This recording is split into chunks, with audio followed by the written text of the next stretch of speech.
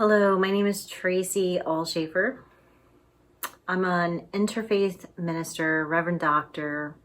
I'm a yogini, I'm a seeker, I'm a lover of travel and all things truth.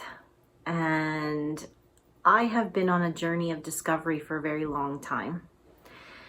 I'm about to introduce you to the Earth's first chakra, Mount Shasta, California. And I wanted to just talk a little bit about the significance of this because we are still discovering so much about reality, about the vastness of who we are, about our true origins, and most people are still trying to wrap their head around the idea of energy. And everything is energy. Everything in the universe, everything in our world, everything is energy. We're energy. Other beings are energy. Plants, animals, the sky, the sun, the stars, even this table or the chair that I'm sitting on, everything vibrates at a certain level. And these vibratory realities have been known for thousands of years by many cultures. I study particularly the Indian continent because of my yoga tradition. So I've studied a lot of yogic understanding of these energy vortexes that are within the human body called the chakras. Somewhere along the line, and there's a little history in the documentary, somewhere along the line, this idea of Earth Chakras came up. And although I was unable to determine who actually came up with the idea of Earth Chakras, there's some history about the ley lines in the planet and the discovery of those, which I discussed a little bit in the intro. But who or where this idea of chakras of the earth came to be, I don't know. However, I do firmly understand that to be true. I think part of the problem with the truth and true understanding is that a lot of our history has been erased. It's gone. We already know what happened with various different cultures over the years, that there was a fear about what they believed in, even mostly spiritually. So as new settlers and conquering people were coming in, they wiped out a lot of the history of the original people. And that is such a sad thing. But all over the world, we have these power places, we have these indications, these markers that something significant was happening in the world. And North America is no different. One of the things that historians often talk about is other settlers from Europe, the cradle of civilization being in Africa, and that North America was this like later settled, developed area. And there's a part of history that's true. But there's another part of history that doesn't make sense when we start to really dive into the archaeology and some of these ideas. Where's the beginning? And that's what I want to talk about here, with Mount Shasta being the root chakra of the earth. That is the beginning. The first chakra is the start of it all. So how is that significant to Mount Shasta, to this area in Northern California, being the Earth's embodiment of our root, of our ability to ground and be still, but also where everything comes from, where all life springs from. So I want to read a section to you from Graham Hancock's book, Before America. And I love reading a lot of his books. His tagline is, "It just keeps getting older." And he talks about what science isn't talking about, what archaeology doesn't talk about, that there's a lot of things that don't make sense in the timelines. But check this out, because if this doesn't get you, if this doesn't pique your interest, I don't know what will. He says, Plato, in the oldest surviving written source of the Atlantis tradition, describes it as an island larger than Libya and Asia put together, situated far to the west of Europe across the Atlantic Ocean. He goes on to say, I had to admit that an immense island lying far to the west of Europe across the Atlantic Ocean does sound a lot like America. Graham Hancock has a lot of interesting things, not just in this book, but some of his other books, about some of the history that is no longer available to us. Why are these megalithic monuments all over the land? Even in North America, we find celestial markers and mounds that don't make sense, that historians haven't dug into enough. And there is this idea that the planet was a totally different place a long time ago.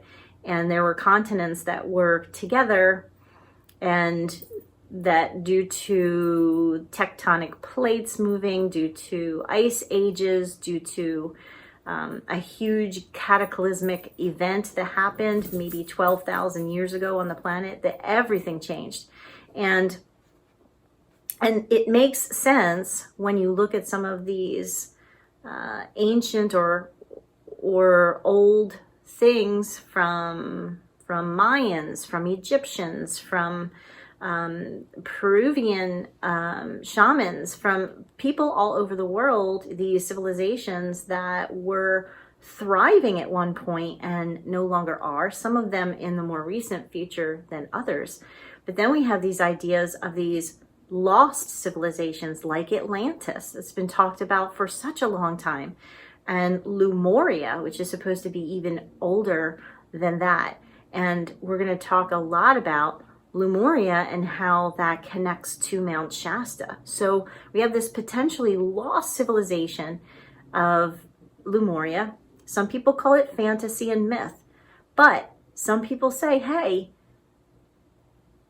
there's a little truth to everything, and we don't know the full truth. So possibly, if we're talking about the birthplace of the Earth Chakras or the origins of life, could there be more to say about America? Could there be a real tie-in to Mount Shasta?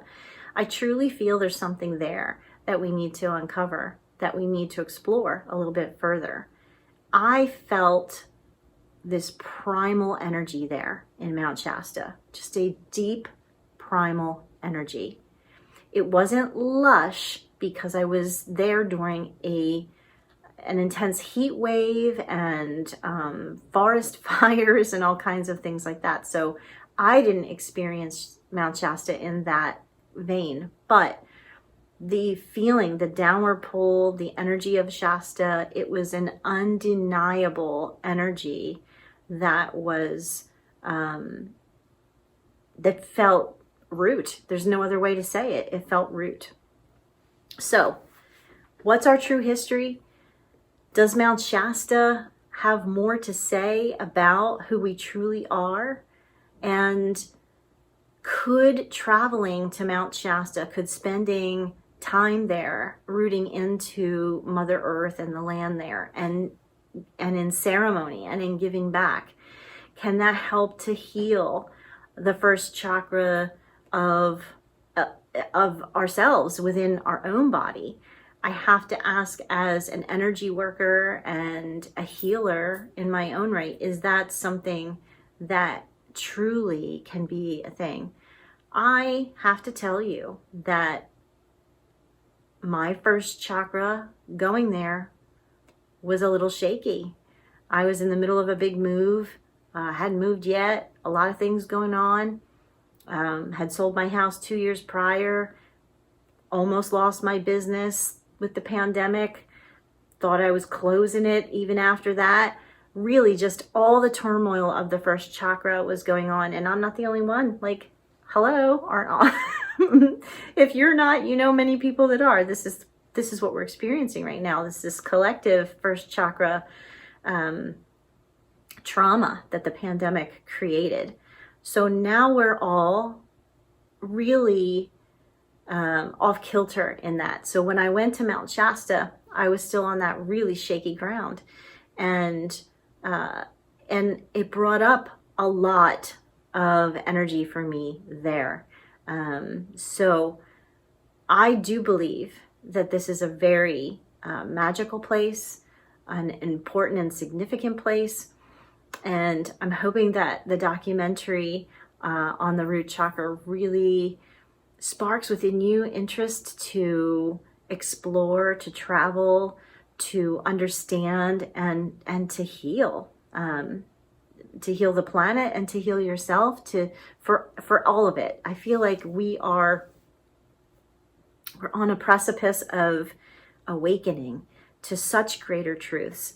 And the first chakra is the way, and connecting to the first chakra, this is the way that energy starts to travel up and expand, and greater truths and understanding will eventually evolve. So I welcome you to join me now as we explore the beautiful Mother, Mount Shasta in Northern California, the Earth's root chakra.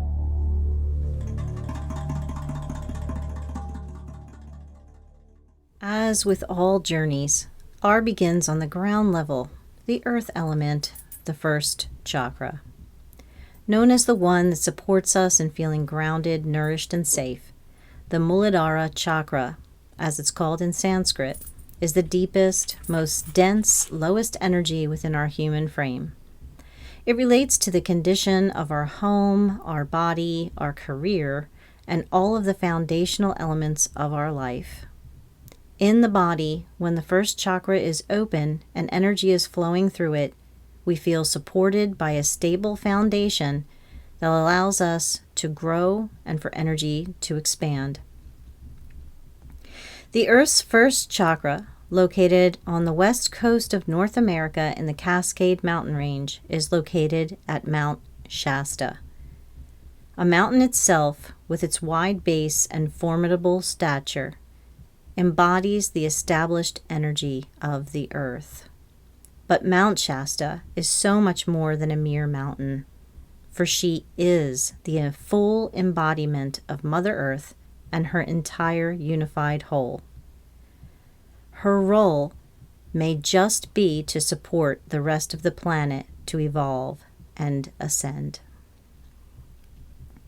My short visit here recently in 2021 allowed me to ground into Mother Earth, to myself, and to the core of it all.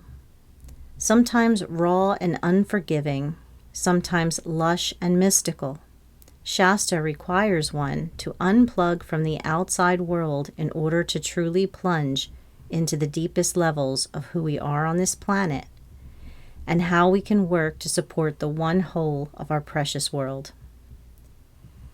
The word presence came to me over and over again during my stay in Shasta.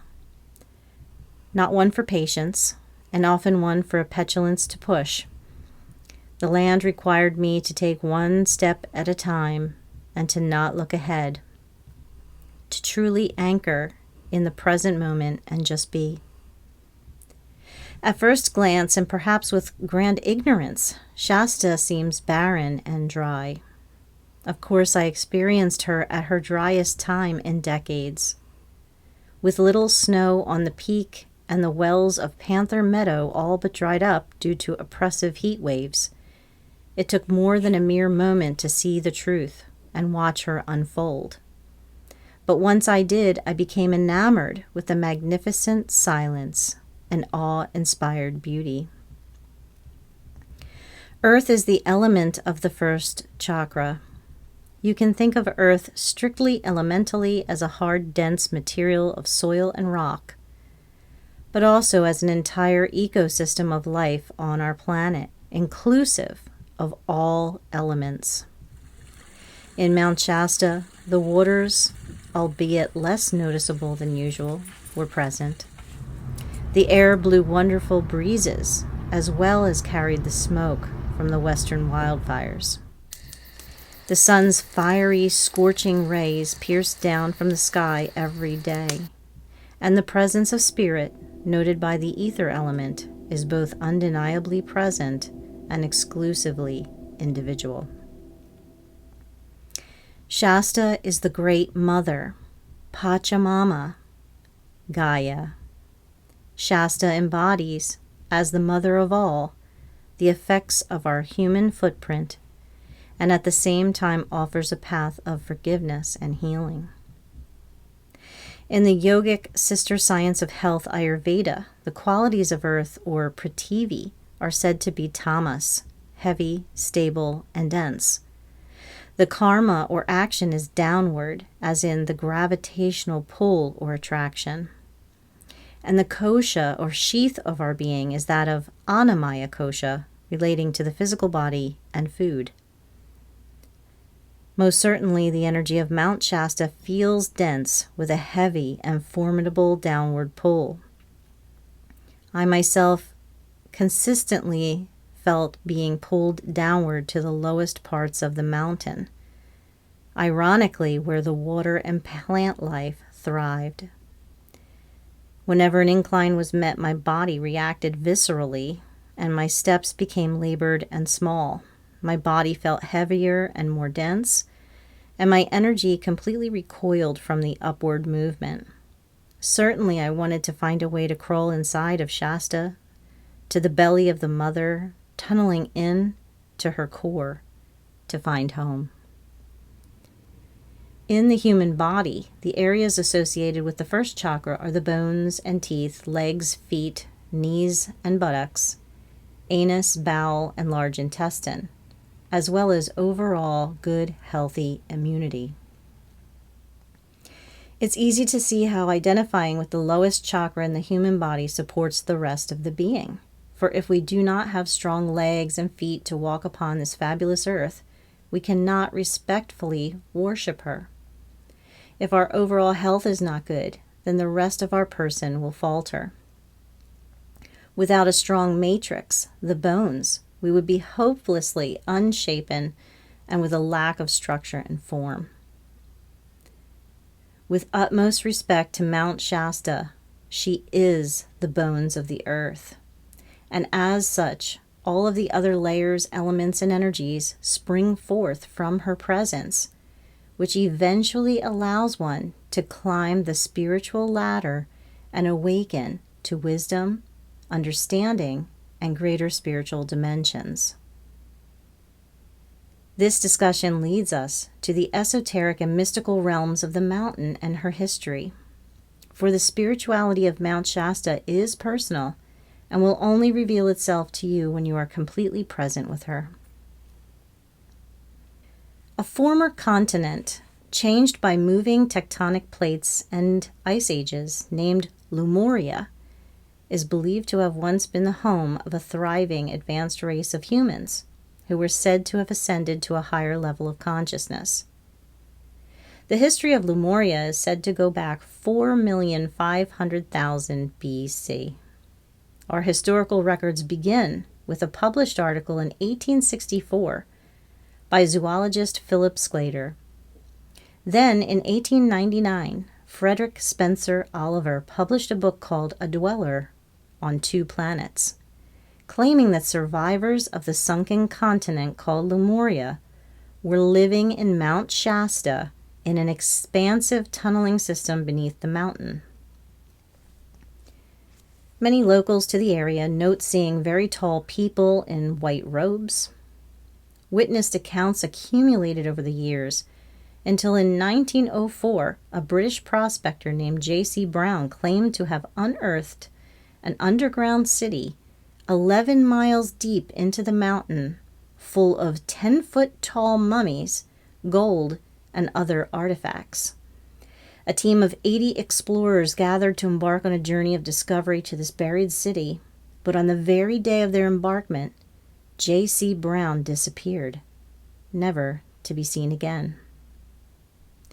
Today, many people at Mount Shasta continue to have experiences with Lemurians, as well as other ascended masters, such as Mother Mary, Buddha, Kuan Yin, and Saint Germain, with archangels like Michael, Gabriel, Raphael, and Metatron, with Atlanteans and other dimensional beings. While my own short visit did not reveal any visions of such beings, I was able to connect to a much vaster reality from fully rooting into the land. Our more recent ancestors of the land, the many various Native American tribes who have resided in the area for eons, have always treated Mount Shasta as a sacred mountain. Ceremonies, as well as general reverence and respect for the mountain, are a way of life for those who occupy space here.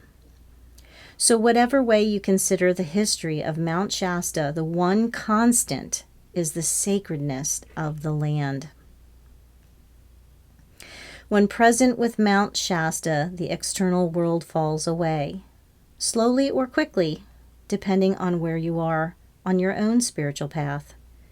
And once you open up to her, you discover that the other chakras begin to awaken, and that spiritual connection at the crown chakra blossoms into a deeper activation of your own spiritual identity.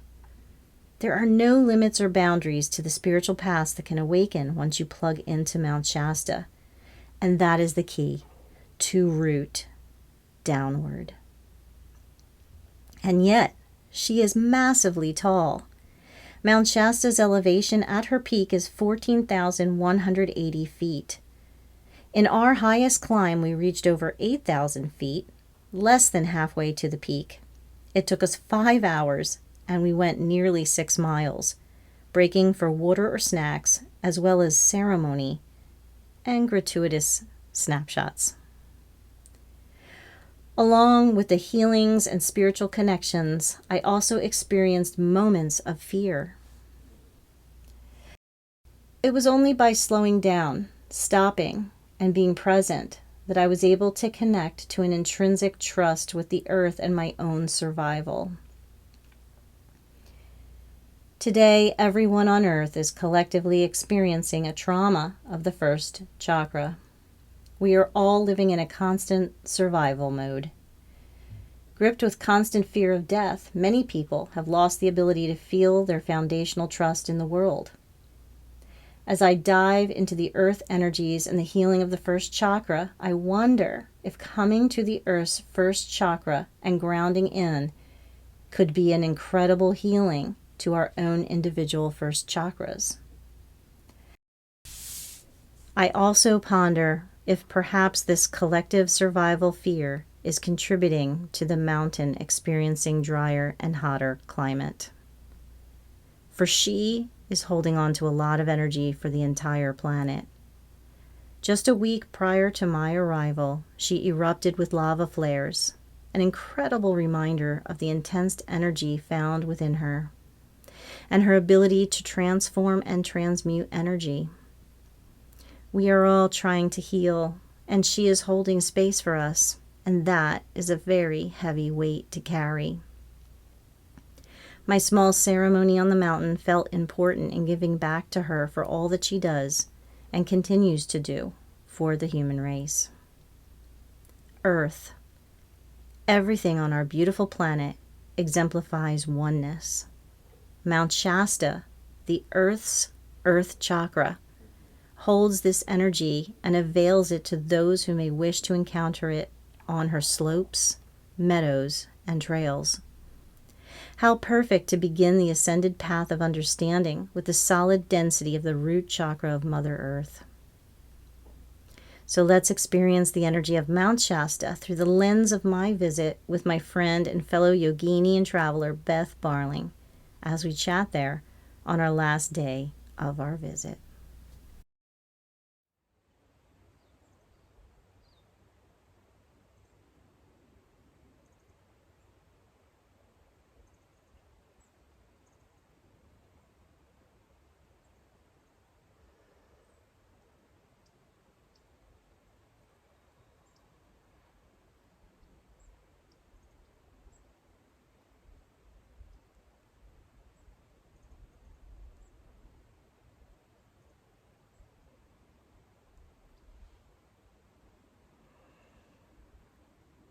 The silence and the presence here is just,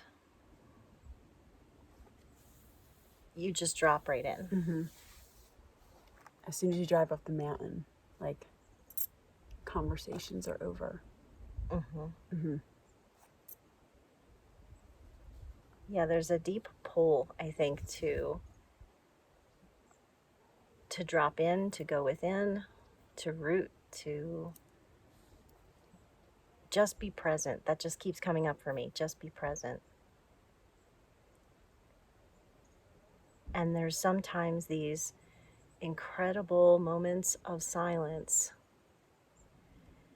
And then other times, like I was mentioning, the birds clicking, it was like Morse code. Mm-hmm.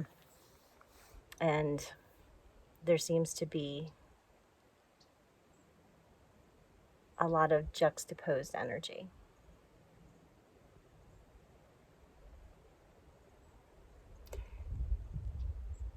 I feel like it's what you find in the silence. So the quieter I get, the more, like I said before, it feels for me, that's what's coming up, very root and very crown. Mm-hmm. And the more quiet I get, and the more I sort of ground into that rootedness of Mama Earth, we are at the root chakra of Mama Earth, the expansion that happens, like what is coming in, the messages, the remembrance, everything feels nostalgic here. Mm-hmm. It's like an indicator of what going deep within makes available, to how we root within. Yes. Everything, every message. Yeah, and the root chakra,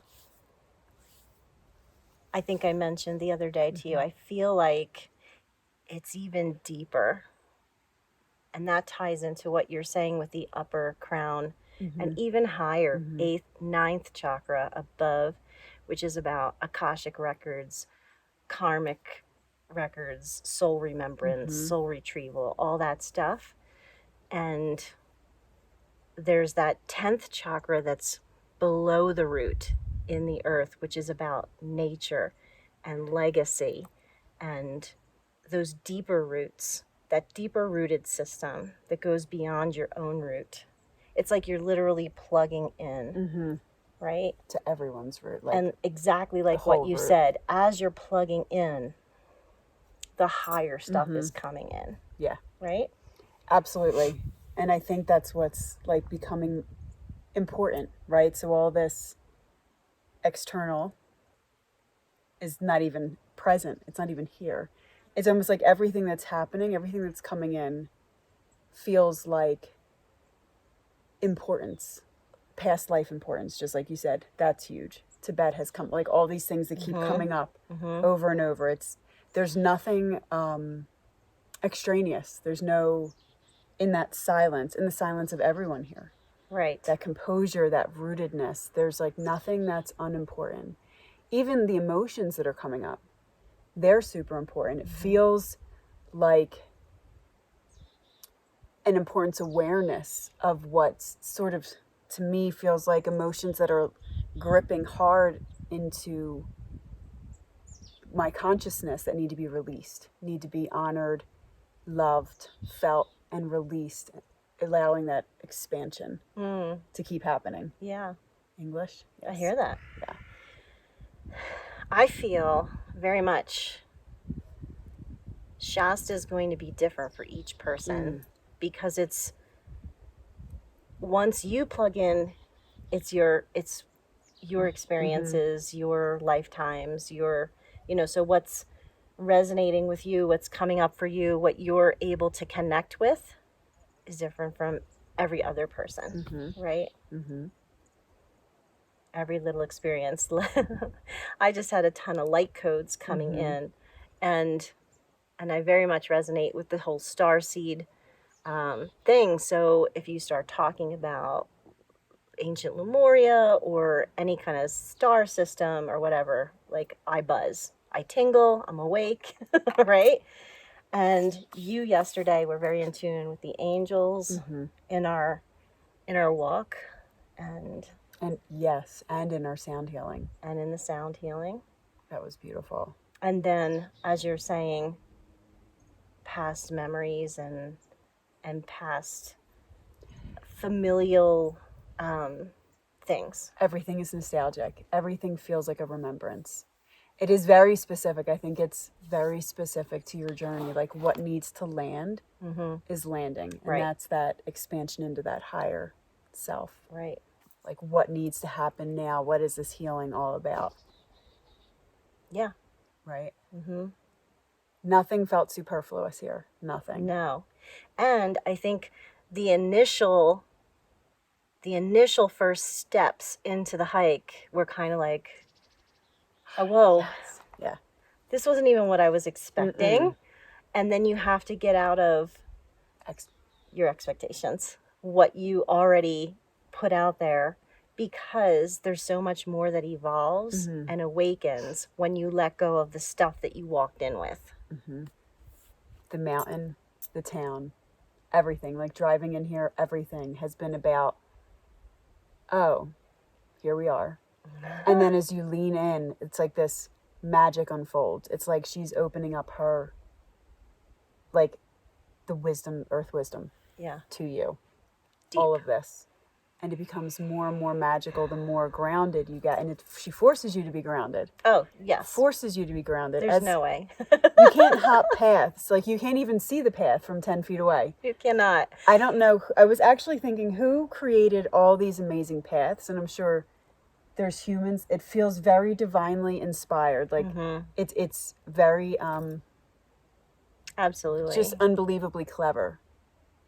Yeah, and you have to continually just be right here. Because as soon as you look ahead and go, I think I see where that's going. No. Even the upward climbs yesterday. I couldn't even look at them because I was like, No. But we did it.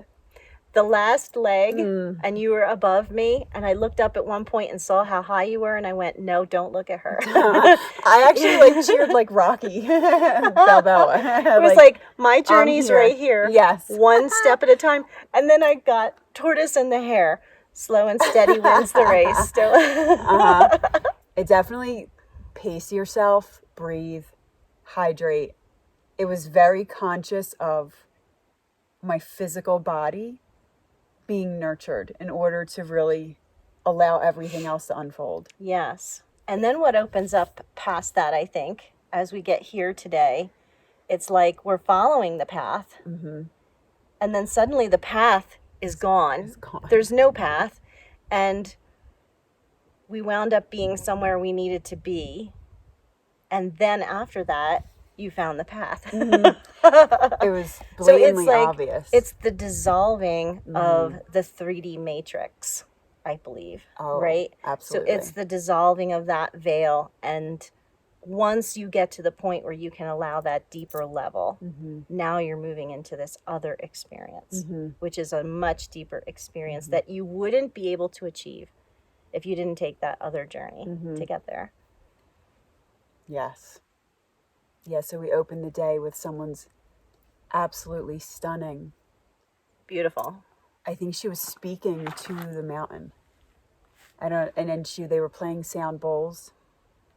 And I think when we walked through them the first time, we were at a sacred space where there had been lots of ceremonies. Yes, looked like it. Yeah. And literally, my emotions, I was overrun with emotion. Like overrun. Like literally had to hold my heart and my womb and just like I was like releasing. I was like, I don't know if I'm going to be able to walk through this or if I'm just going to have to sit down. See, so this is the difference. Lady. This is the difference in experiences, right? Because I'm being called to like be with them. Well, yes. Well, and even I wanted to just get in there with them. It was like a magnet. But there was also a spatial respect for what.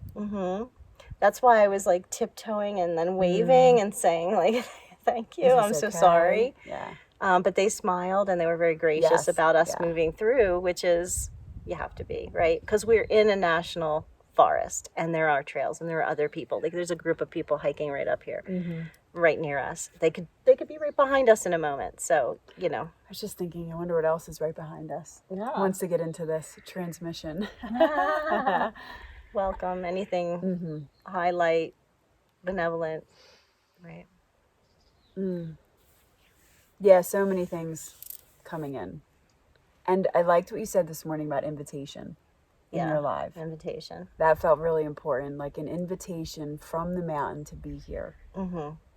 Like really answering that call and just letting everything go and just sort of absorbing into this space of total, like digging into complete self, that autonomy of the journey.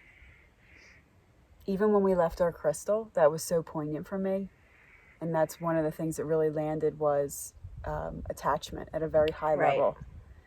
And how, like, you know, at our root and at the Earth Star chakra, that whole, like, we're always connected. And that was like what I thought when I left my crystal on the earth. Like, we're always connected. All I need to do is put my hands in the dirt and we're together again. Absolutely. Because I had this beautiful crystal that I've had for so long. And she wanted to be here. She wanted to stay here. Yeah. And it was such a parallel for all things in my life where there's deep, profound love. Like releasing that. That's hard. It's hard. It's, you know, and there's a, you know, the impermanence of what we look like now, but the permanence of connection. No matter where we are, no matter what we are, no matter what lifetime we are, there's that's the only thing, and you know, impermanence is such a vast thing I'm journeying through, but love feels eternal to me. Yes. There's our locust. And she just affirmed that like that love and that connection, that oneness is what still feels very eternal. And there's a safety net there. And then there's that shedding of what connection looks like now. And like really releasing that, like digging deeper into how hard it is sometimes to let go of things for me. And there's a whole lot of evolution there that's sort of blossoming, but that's, again, that personal, very personal part of this journey. Right. Like what shows up for you. Right. Yeah, and I think for me, having released so much, my stuff is now reclaiming and opening to the vaster part of me.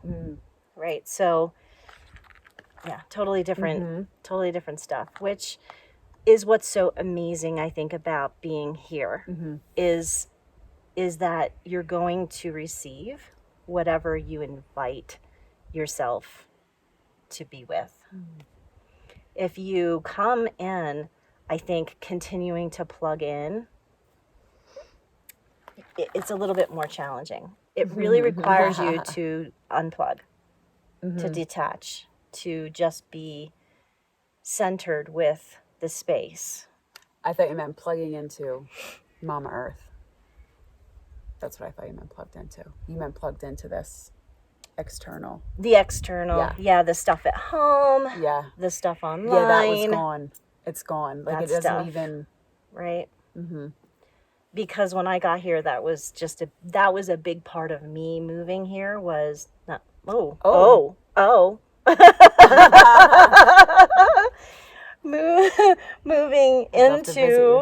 into being here, right, was just affirming that I'm already leaving home behind, and I'm just unplugging from that stuff to be present with the mountain, with the space, with the land. So yeah. Can we talk a little bit about elements? Yes. Do you want me to talk where I landed on that yesterday? Oh, well, please. So when we got here, and this was when we first got to Squaw Valley, and it was very dusty and very dry. And I was like, it's just because this is so earth. Yes. And as soon as I said the root is so earth, it was like, she was like, oh no. But I think you said, because when you said it, I vibrated. You said just earth. Yes. And when you said just earth, I was like, oh. So did I. It like, she immediately said to me, I'm not just earth. And not even like, you know, there's the fire with the sun. There's the air around us. There's these beautiful streams all around us, and spirit is overflowing here. But even like the dirt itself, the earth itself, I was thinking of like the idea of duality and the idea of now quintality, like these 5 pieces that I resonate with as the elements on this journey. Like even like the earth itself, the dirt itself was forged with spirit through it, is forged with water, creating these passageways, whether it's dry, whether it's moist, the air moving it to where it should go. Like there's no separation. There's this oneness even with the elements. And that showed up so big for me yesterday. As soon as I said earth, it was like just this, hey, I'm not just earth. Excuse me, miss. Excuse me. And it was this beautiful like awareness that there is no separation. And that landed very strongly and beautifully here. And that was like something that really had to land. So there's the element earth, and then there's earth. There's this one ecosystem.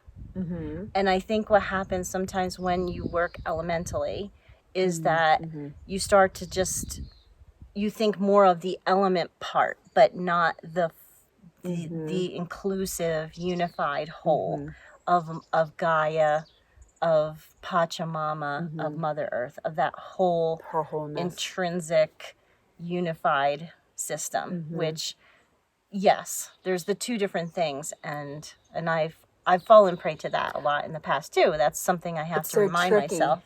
How the separation, that division tries to sneak in. Right. It's like in my meditation yesterday and this I had said to you happens several times. It's that 5-pointed star that starts to spin 3D, right? And I'm feeling it. And the 5-pointed star represents the 5 elements. So, and I've worked with that forever. So that resonates with me. When I see that, I go, okay, there you are.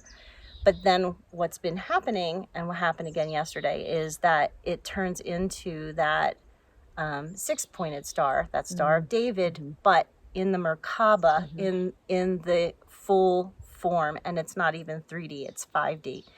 It's multidimensional. So it moves that energy to a higher place where it is that more unified and at the same time expansive level that you can really, that's what I'm talking about with the vastness. You just start to kind of open up to what I've worked with forever felt very comfortable for a very long time, and then it didn't because there's this bigger thing, right? And so for me, that's my thing. But I think that that's sort of what's happening here with the earth. It is the root chakra on one level, but on another level, it's so much more than that. Yes. I can do nothing more but affirm. That's all I got. Yes. But I think if somebody needs to plug in to grounding, that's what they're going to receive.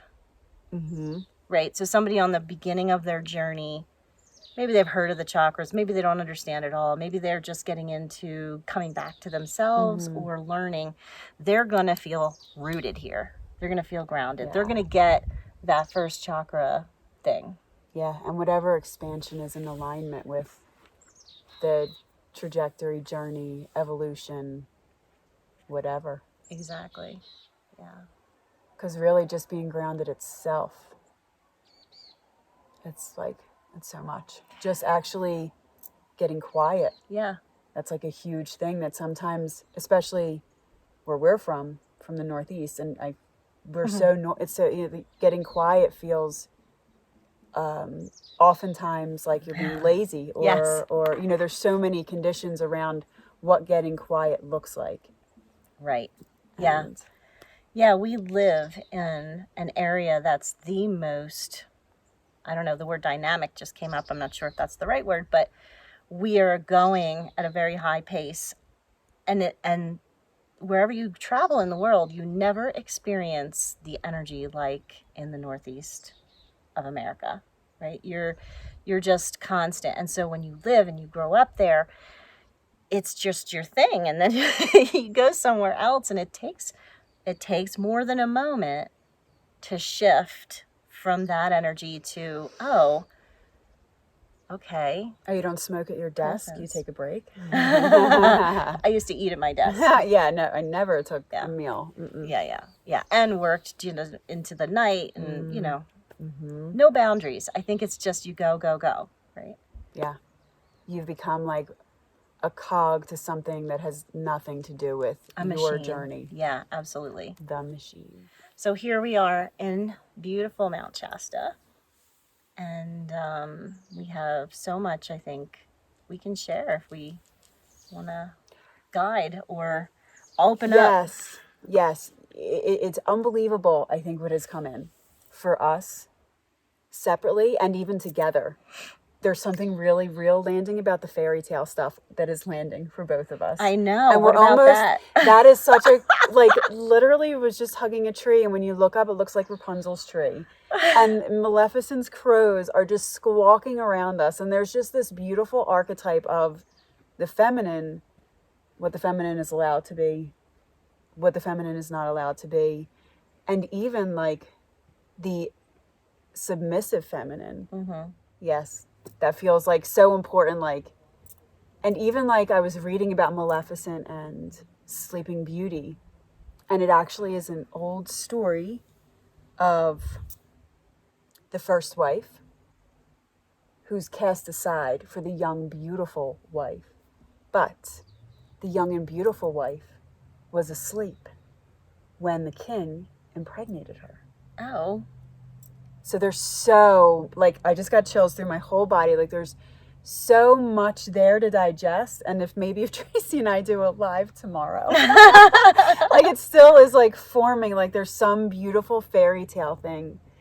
And that feels, and that, again, very unique journey. So for me, like, my ancestry, my lineage, that's coming up in a big way. Mm-hmm. So I think what the mountain is showing me is truths, remembrances, through things that are nostalgic to me, things that mean something to me, and things that resonate. Like, the language of how spirit moves through us is very unique. And I think it's bringing up these old stories that are clicking things into place for me. Mm. Does that make sense? It does make sense. And even I feel like, and I don't want to speak for you, but I feel like that there's that we keep talking about it. It keeps coming up. It keeps how many times did I mention Maleficent in the last 2 days? Literally, and like she's here the whole time. But also, I think the Middle Earth thing keeps coming up too, because that I was feeling more than the fairy tale yesterday. It was moving into that space, and then at one point it did feel like we were going to Mordor. At one point it did. So first we passed Weathertop, right? So this is where, and I hope I'm saying that's the right place, there was this literally where Frodo gets stabbed by the ring wraiths, and we walked up to him, and that's all I could see and all I could think about. And it was like, part of that journey. And then we ended up at this beautiful little meadow, which was very little and felt like the Shire. It felt like the Shire. And then I looked at her and I was like, I think we're going to be now, us hobbits are going to trek from here to Mordor. And we were like, we don't want to go to Mordor. So like maybe. I'm like, don't say that. Don't say that. Like maybe we're going to like Rivendell. But no, we were going to Mordor. We went to Mordor. We did. And it felt like this journey of nothing.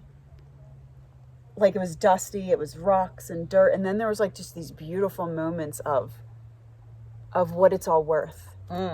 Absolutely. What it's all worth. The whole journey, every inch of the journey, the presence of the journey, going just full circle back to that presence. The presence of the mountain, being on the mountain. And the presence of the Lion's Gate. Mm-hmm. Like being, I think that was one of the things you said that resonated with me, was just like the presence of animals. Yeah. And one of the things, even in a meditation I was in not too long ago with another one of my beautiful guides, and she said, when you're in the presence of a lion, there's nothing but presence. Yes. There's nothing but, because you are in the presence of a predator, like one of the most powerful and majestic, not even just frightening, just like majestic and awesome, like just in awe of this perfectly embodied, regal, fierce being. There's nothing but presence. There's just nothing. And that's what this mountain feels like in so many different ways. Yeah. Whatever whether it's another person, whether it's the mountain itself, whether it's animals, whether it's ethereal, spiritual light beings, it doesn't matter. It's being in the presence. So we have to root and ground first to be able to access what's actually here, because it may feel like a rough, desolate climb, but there's so much more that's present when you let that go, when you let all that go and open up. But the presence, I think, is the first part. It's what's required. And it is not easy for a lot of people to get to that point. And, you know, I think you struggle with it too, because as you're going through some difficulty or some challenge, you get easily pulled back to some other stuff, and you're either thinking ahead, right? This is really difficult. I don't know if I'm going to make it, like that fear-based stuff, right? Or there's some other stuff. Can you get a helicopter? Come get me. But literally, are we going to make it out of here? It's 3:00. How much light do we have, right? This feels like another level to be here when it's dark. That's just, it's just not, I think, the trajectory I need right now. No. I think this feels very sacred for the wildlife in the evening. It feels very much like their time. There were so many places we wanted to go on the mountain, and she was very clear about her boundaries. There was no moving along. And that's the asking permission. So you don't just trample, whatever it is. You don't That trample. Feels good, yeah. You don't just trample on anything and go wherever you want. There is a mutual reciprocity and respect between you and the mountain. And if you're not supposed to be somewhere, there's a definite, this is not it. You have not been invited to go there. Correct. Very much so. Very much so. And I think that if you are not present enough to receive that, I think a rattlesnake or a bear will remind you. Yes. That this is my space. This is there's space for you, and there's space for us. So I'm glad we didn't get there. I'm glad we didn't. Tuned in. We well, first we had dragonflies guiding us the first day. And then we had locusts, but we had these beautiful little chipmunks guiding us too. They're so beautiful. It's these gorgeous little chipmunks. Everywhere, like looking at you, very calm, very peaceful, and then running off or looking. One ignored us, right? So they'll look at you. Oh, he was... And then one was basically amazing. Just gazing forward like, that's the rock you want to sit on. And I was like, maybe he wants me to go up. So I went up on that rock, and that felt good. And then as soon as I went to put my leg on the next rock, it felt like that's when that boundary thing came in. It was no longer available to me. Like that was the one space that was meant for me. Right. And while you were up on the rocks, I was supposed to be down by the little waterway, which felt very much like the womb, right? Entering the womb and being with that space, which is something that was necessary for me. So it was like I was on this lower rock by the bubbling brook in the water, right? And then you're up there with in the dry rock, it's scorching sun. Yes. The rocks felt so romantic. Like they felt like I literally was. Some days I was like just snuggling the rocks. Today feels like a beautiful, and you were with the trees taking pictures of barks. Like there was this beautiful, like what was calling to you. Today it feels this feels like we're in Panther Meadow, and this feels like the last place to be. Yes. Because the whole thing, I think I needed to prepare to really appreciate the beauty of this place. Like I had to fully engage with Mama Earth, and now like every rock, every tree, everything. Every step. You know, I'm prepared to, not look ahead on the trail. Just, it is what it is. Yeah. But it's... You even let me just get lost. Absolutely. And I think we were invited here together, so that also felt very important to witness, gauge, allow. There Yeah. was something very sacred about, I think, who you travel here with. Oh, absolutely. That felt very sacred, to be in that space of not only, witnessing and embodying your own journey, but being this witness to this grander journey around you, everybody's journey. And it was that was beautiful too, I think. That's the sharing space thing I talk about a lot, and holding space for other people. And, that's become very important to me, who I share my space with. There's just there's so many other discussions, but there's so much happening in our world and with our world. And when you're sensitive or in tune, or whatever the words are you want to use, but when you really have to create very healthy boundaries with who you're sharing your space with, and who you invite into your space, who you want to spend time with. And I feel very clear that when I conduct a retreat, whoever is meant to be with me, whoever I'm meant to guide, shows up, and sometimes there's people who even put money down and they're ready to go, but it doesn't play out. They're not meant to go. They're not meant to be with the group or with me or whatever in that situation. So it just kind of plays itself out. But yeah, holding space for another being, I think, is part of everybody's journey. And sometimes people think it's vacation and they have things they want to do, but really when you're on a retreat, there's something different there. You're holding space for each other, and it's a very spiritual experience, because everybody's, like we said, going through their own thing, processing their own stuff. And some people are super comfortable with that, and other people are not. And they need the time. So holding that space becomes really important. And if you're not, and either way, there's this beautiful self-awareness that blossoms. It's all, it all comes back to self. How I receive this, how I view this, how I'm triggered, how I'm in awe of this, like, the emotions. And I love that, the idea of how you put that retreat. I think it's almost, sometimes I make that prayer, that sacred prayer, that when I'm with, like, that the people I need in my life are with me at the right times. Right.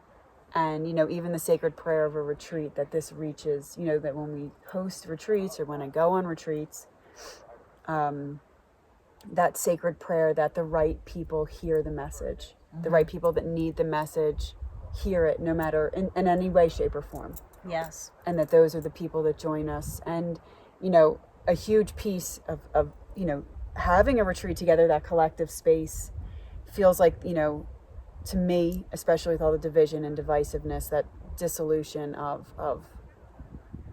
the separate, that, we have this unique piece that's gorgeous and magical, and we're all on our own unique journey, but then there's that oneness of all of us.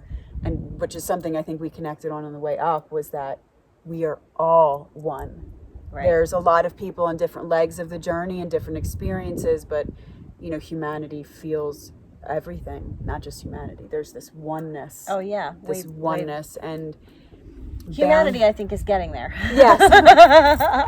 The bears got it. One person at a time, but the rest of the beings are already there. Yes. So just, like, creating space for those who are available for this leg of the journey, that sacred prayer, that those are the people who hear the message, and the people who are on a different leg of the journey. They don't need to hear the message, right? Right. They have their own, the sacred prayer, that they get their message. Right. And it's their journey. Absolutely. So that's that, and that empowers me with my own boundaries, right? Create, who's in my space and who's not in my space. Because that's part of my journey, right? I'm a hugger. I will hug anyone, anytime, any place. And I'm that's something, and I obviously pay attention to people's cues. I know who does not want to hug. But there's also, that's that unconditional love piece. So, like, that's blossoming. But there's also this piece of, respecting my own boundaries and energy, and just being, conscious of people's energy. That's a huge piece of stepping into things in a sober and very, what's the word I'm looking for? Like a sober and mature kind of handling. Yeah. Coming out of that spiritual infancy of love and moving into that spiritual, like, just depth of what it means to share love and boundaries, And telling people no feels very much like love, even though we're part of the oneness together. Yeah. That was a trajectory. Wow. Yeah. Mm. I love it here. And since Tracey's moving here, I'll definitely be able to come back more often. How about that? We'll see what happens. Every time I fall in love with a place, I say, I could live here, you know, and then I start looking at real estate. You just never know. You never know. You just never know. I mean, we have a beautiful connection here. A good friend and teacher of mine, her son lives here and has this beautiful Thrive bar in town. And so it was almost like it was a no-brainer. Immediate friends. It was almost, the invitation was so wide open. It was like so well, like everything fell in line. The place we rented with no knowledge of Mount Shasta in the area was in walking distance to the Thrive bar. And if you walk into the little front of the yard and look up, you could see the mountain. It's right behind us. The road to the mountain, everything, this beautiful. It's just right here. And the most amazing connection to, Tracey, I'll let you talk about your crystals because I feel like he was the most gorgeous. There's this moment. We pulled up right in front of where we're staying, and there's a gem shop, a mineral and gem shop right there. Now, this is off the main street where there's tons of mineral and gem shops, and they're all big and sparkly and look really cute. We have actually not stepped foot in one, which is interesting. However, this beautiful man that has this space, literally the building in front of where we're staying. So we park right there, and I say to myself, I have to go talk to him about crystals. And then we went, checked in. I don't even remember when I got back to him, but he is just an amazing man, and he has a beautiful crystal shop. And so we asked him to pick some personal crystals out for each of us to take to the mountain to connect with our guides. And the one he chose for me was this mysterious black crystal that this expert in gemology, who has been doing this his whole entire life, who is attuned to higher light frequencies, otherworldly beings, has no idea what this is. Him and all his connections. He knew everybody. He knew of he's like the Yoda, like what a goofball, and then all of a sudden he's like he goes completely enlightened. Yes, and absolutely. It was flips amazing. Back and forth. I felt very empowered by his flakiness. Yeah, I loved him. Because I love that. Another thing that showed up on the mountain, fun fact, is my guide said if you sit still for a moment during the day, we don't have to ping the shit out of you at night. You have to you have a lot that when you avoid your time on the mat, when you avoid your stillness, and you avoid the silence, you're already a wide channel. You've done all this work. Your channel's here. Like if we can't get it, we're giving you the message when you're prepared to receive it. So if it's when you're sleeping, that's when we're giving it to you. Right. Interesting. So that came up too. I thought that was interesting. But that gem felt like there's this slow availability of, and it was peace. It was silence. It was quiet. It was soft. And I was like, this stillness is what I'm here for. And back to my little guy, my mysterious little maybe meteorite piece that we don't really know where it belongs or came from. And I said this to him yesterday, is that whenever I'm doing particular work where I'm trying to find out what's the next piece of my puzzle, where am I supposed to go, what am I supposed to do? When I do that work of what's the next piece to my journey, or what am I really supposed to be doing, or et cetera, whatever, I get this blank card. There's always a blank card in a deck, right?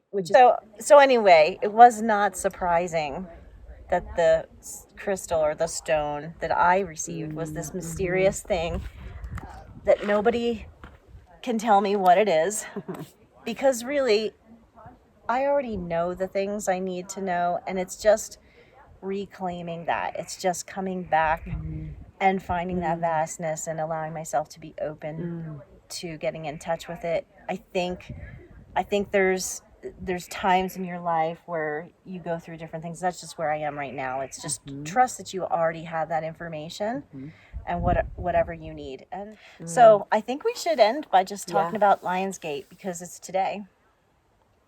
It is today, and we are here on Lionsgate by accident. I had no idea. I've never remember it until, we're coming into Leo season.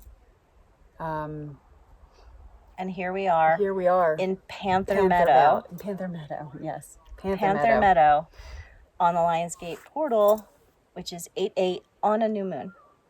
The Lilith moon. I heard that this morning. It was another Lilith piece moon? that landed. I hope that's right.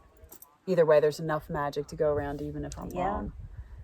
But I also think Isis brought us on this trip. Oh, absolutely. Can I say that? And this feels, very, Lionsgate is very much part of ancient Egypt and the beauty of however long that civilization has been around, because we were talking about that. We feel like it's been around so much longer than we realize. And so much longer. I mean, for those that are interested, there's a man named Graham Hancock who his tagline is "It just keeps getting older." But he's always talking about these civilizations, these ancient civilizations that are much, much older, and there is an alignment with the Sphinx, which is the lion's body, and the way that the Sphinx faces, and the celestial alignment that would have been at the time of its creation in Leo with Sirius. It's a whole connection to the gate today. It's unbelievable. And the Nile would overflow. So there was like this energy of abundance, just like everything navigating to this gorgeous healing of, from Mama Earth, from, the whole spectrum. Yeah.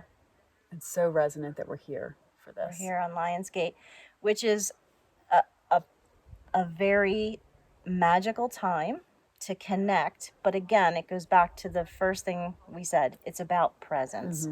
You cannot open to abundance or greatness or the magic within you if you don't drop in and get present and feel what's in your heart. What is it that you're supposed to tap into or call forth into the world? If you're not present first and you receive that information from within you and from without, same thing, as above, as so below. It has to come from both. But you have this opportunity to do that, I think, in a very big way today because the energy is so open and expansive if you give that moment to stop and pause. I'm sorry. No. That's exactly, everything is perfect. It's so important to go within because, even like we were saying before, how unique this moment is connecting to Mama Earth, Sophia Gaia, this everything here, the spirit here. We have such unique paths and journeys, and this external world sometimes decides what our journey should be. And we're missing this part of that. We already know what our journey should be. And it's unique. My journey doesn't look like Tracey's journey doesn't look like mine. We all have this unique trajectory. And until you get real still and real quiet and go within and, ground into that real, like, even grounding into the heart, which we've talked about, like that whole, that transformation of grounding into the infinite of who you are, like here, that's where the remembrance is. So how can we expand into our own abundance if we're not in alignment with how we're supposed to expand? Because I feel like following abundance and our journey feels pleasurable. It feels like joy. Even walking on this path, sometimes I'm hopping like a kid, right? And we saw people running, leaps. just hopping, leaping on rocks, and I was thinking, it was like a living my Hanuman. jaw hurt. I've never seen anything, but it was just this really like just trusting into joy, and I was so in awe of that man. But that, I think, when we tap into this, we know how to cultivate what is abundance, because money's not real. No, it's what is abundance and expansion. It's that remembrance of our divinity and our path and our purpose, and that all comes from reaching in and expanding what joy and abundance and pleasure looks like in your life. because we're already abundant. Mm-hmm. I think there's an Yep. illusion that we're not. Yes. And to something that you just alluded to or said as well, I feel like if you're not present and you're called because it feels good to work with abundance, or you're going to potentially manipulate how you get there. Yeah.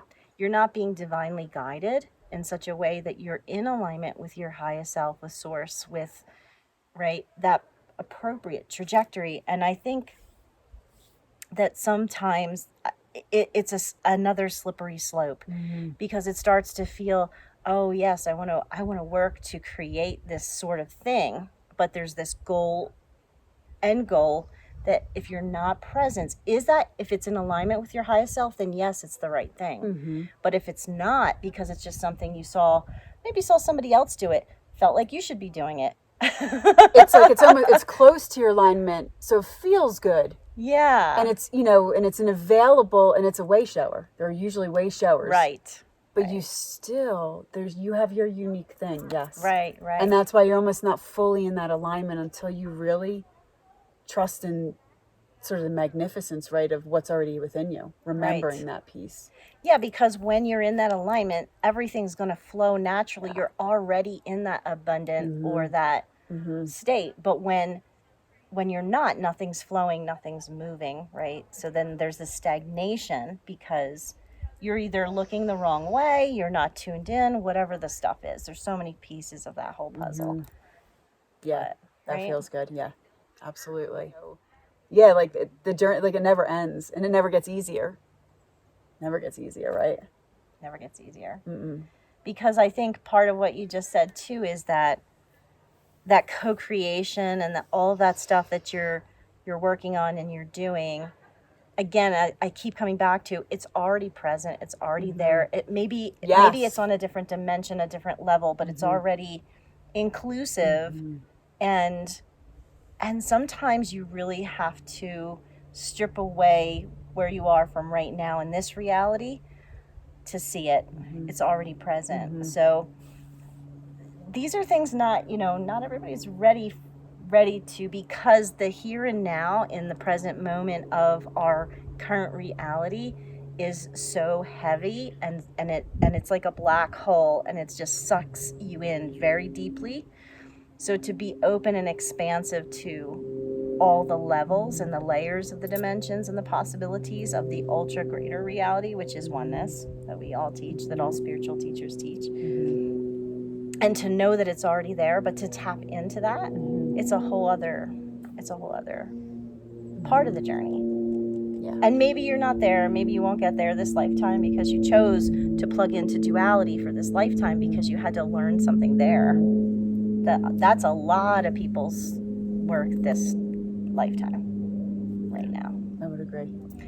This has been so gorgeous, this whole trip. And I'm excited because I feel like I came here. I came here with expectations. I came here with plans gone. And the only piece that landed was I knew in my heart that this would be transformational. Yeah. And I don't even know that I know in my heart again, where my truth lives, that this has been transformational and pieces are landing.